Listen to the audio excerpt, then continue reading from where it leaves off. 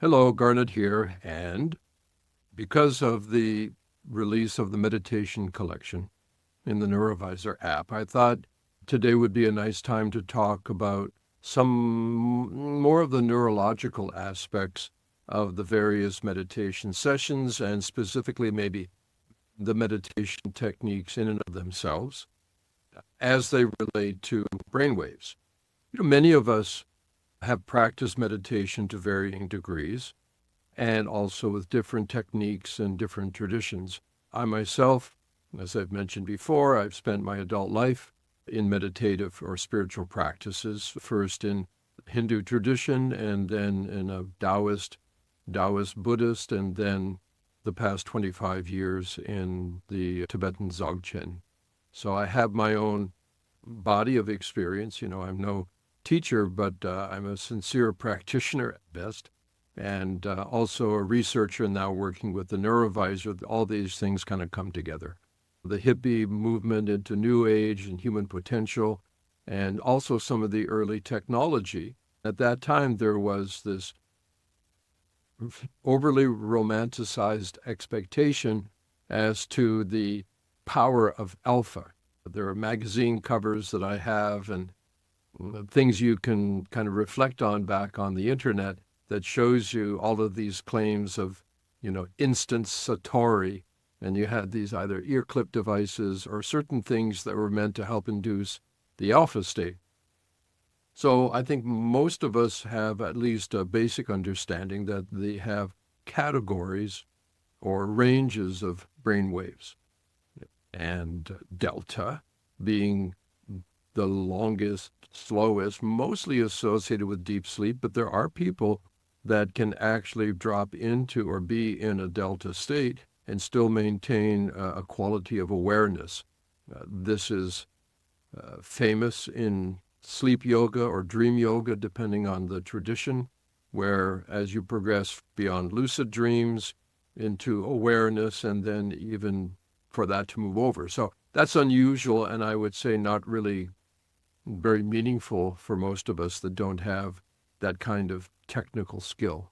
So delta, and then there's theta, which is that dreamy, deep relaxation state that frankly most of us don't spend much time in, because if we drop that far into theta, the tendency is we can easily slip right into sleep.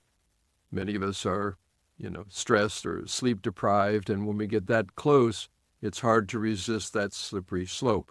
So deep conscious relaxation, a kind of an associated loose cognition, kind of a dreamy capacity, is famously theta. And then alpha, which is the most commonly associated brain wave with meditation, is that the alpha is really an interesting brainwave range because it's not a single brain wave. Calm and clear, it's kind of like, there's a virtuous, not really vicious, but that alpha is potentially also what I'll call the control free in the brain. Okay. Then we have beta, and beta has been given a lot of bad attitude. Like, I don't want beta, but no, the beta has quite a range, around 12 hertz up to 30. This is conventional. This isn't stamp coded in the brain, but you get the idea. Lower level beta is great for attention and alertedness and, thinking processes. We spend a lot of time somewhere in the beta range. When you get into the higher betas, things can be pretty active, but beta is a good thing in a certain circumstance. And then we have the gamma. Now everybody's very in love with gamma. In the past, it wasn't even coded in the algorithms on EEG. It was considered that's garbage or noise. And now it's like, oh, wow. So basically 30 hertz, the most famous 40 hertz because of MIT. But then it goes quite a lot higher, 100 hertz. So it's quite a broad range. And then there are things above that and even below delta, but they're not really consequential for us. So meditation and brain waves. I did another short video, and I'll only mention the concept here to put it into context of the NeuroVIZR. The NeuroVIZR is not frequency-centric. It is interested in the dynamic relationships between frequencies. So, of course, the frequencies are important. However, being able to move dynamically through frequencies according to need, to me, is optimum. Most of the devices out there that support meditation, Muse being quite popular and been around for 10 years or so, and there are other ones newer on the market, Sensei and so on. When they give feedback as to whether you're meditating, predominantly and almost exclusively, the feedback or the mapping is focusing on alpha. And that's really good, calm and clear. Why is alpha calm and clear? Because it is an inhibitory brainwave. What does that mean? It works it's like a noise-canceling headphone, that all the activity that might get in the way of you being attentive to what you're focusing on, alpha helps to suppress all of that. Alpha was the first one ever measured, Hansberger famously. It's called 10 hertz was the first one. And it's so easy to pick it up off the occipital lobe, and that's what he did. And he called it alpha just because it's the first letter in the alphabet. And later on, guess why? He called the other one beta, because that follows alpha. Alpha is quite easy to conjure if you simply breathe, relax, and close your eyes.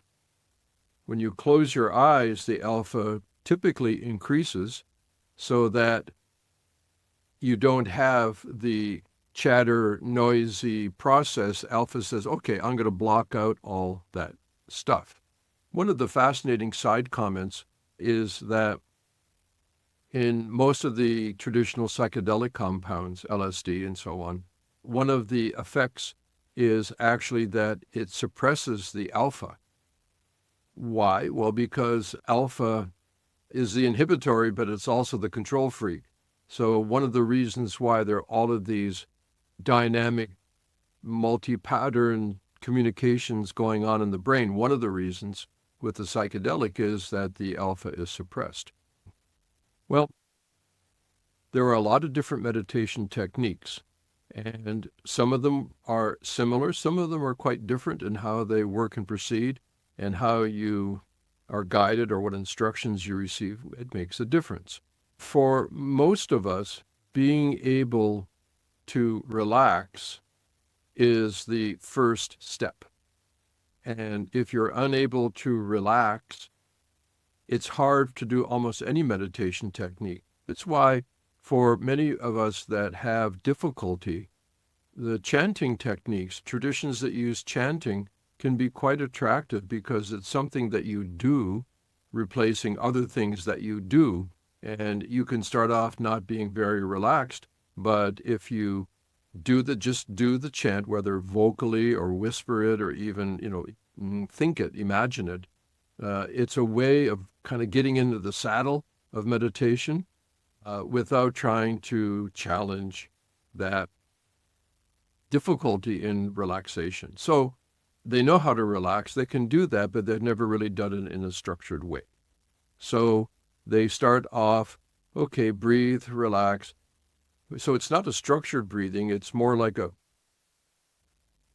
and letting go, relaxing, letting go. Some of the body scanning techniques can help with that. The theta is not famed in meditation. You're not going to find devices that are tuned to signal, theta, good for you, because most of them are tuned to alpha. That let's imagine, I'll use the United States, but the United States, in the term of America, is a collection of states. Vermont, Texas, California, Utah.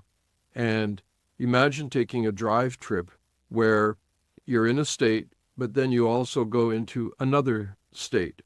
And so much of learning and developing meditation is learning what different states you relate to that you like, and also the ability on a road trip to be able to move from one state to another. And there's so much about the practice of meditation and the choice of techniques, hopefully with some instruction, that a person starts where they start best.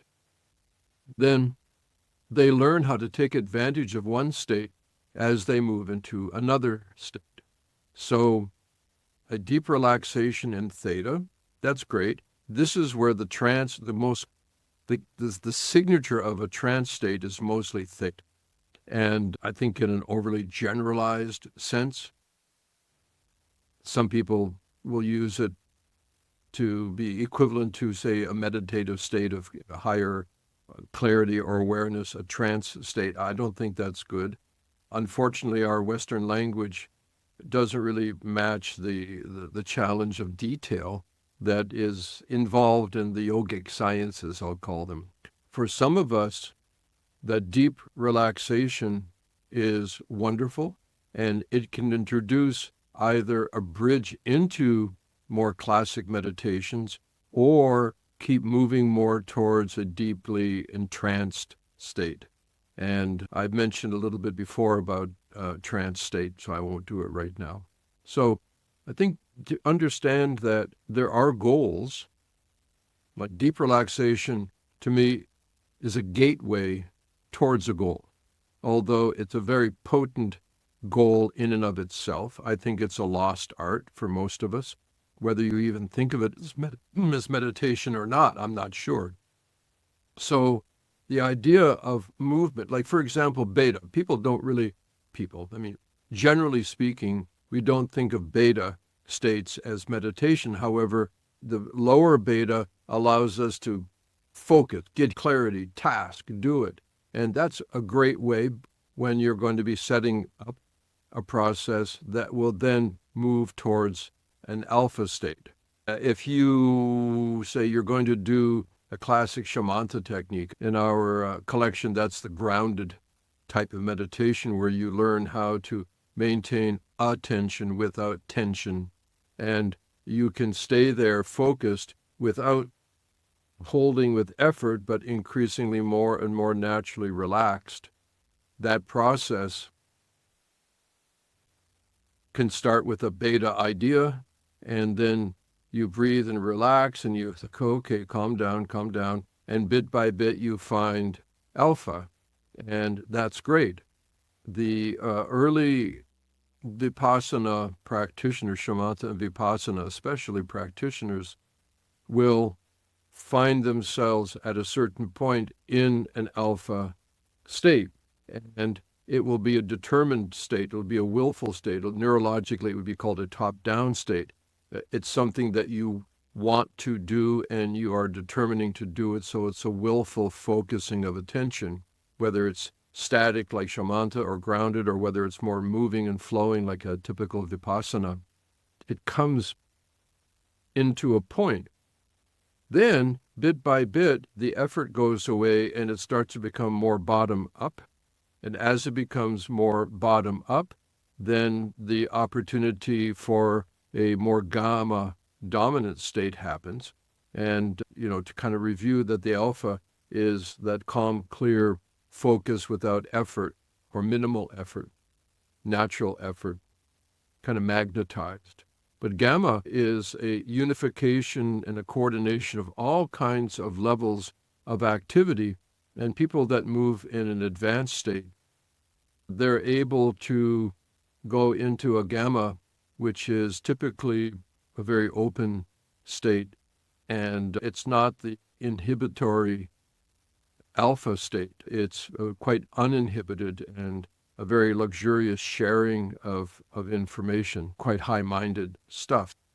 It's not as though there's an idealized state. Go back to the analogy of a road trip through the United States. There are some states you might enjoy more, like, the national parks in Utah are awesome. Driving across Texas is like tearfully boring. That every state has its qualities, and different meditation techniques utilize different states. With maturity, there's an evolution where what may have been a goal to be in a certain state turns out to be more of a bridge to another state. The simplicity comes when you feel more comfortable doing what you're doing when you're doing it, that you do the technique according to the expectation of the technique, that you recognize that there are different mind states, or they could say like neurologically brain dominance. Some devices will really reward you with peak alpha being quite a restricted, isolated, narrow range that is considered optimum for meditation, which is true and not true at the same time. It optimizes a certain type of meditation, and it optimizes a certain place in a process, because you may start in a different brainwave state to get to alpha. Once you're in alpha, you may be able to stay there. That's very good. Then once you're able to move out of alpha, maybe more towards a gamma, or you may even find complexity and excitement in certain beta states. The neurology of meditation is being studied now, and it has been, roughly 10, 15 years, but now even more so with psychedelic studies, and, the technology is becoming easier and easier. You don't need massive fMRI devices. There's quite good advanced EEGs and other studies that are helpful. The main point that I want to make, and I'm going to quote Buckminster Fuller at this point, a genius now past. The quote that I love the best is, "I seem to be a verb, not a noun, but a verb." And a verb, of course, is action. And I think that when we recognize that the fluidity of mental activity, as it relates to our brain mind, and as it targets brain waves, and as we have devices to help that, then we can reflect to the fact that different meditation techniques serve different purposes for different people at certain times, which is why I think we have to be careful for the sake of commonality, for the sake of popularity, that we don't oversimplify too much what is really an elegant yogic science. So, thanks very much. I'll see you again later.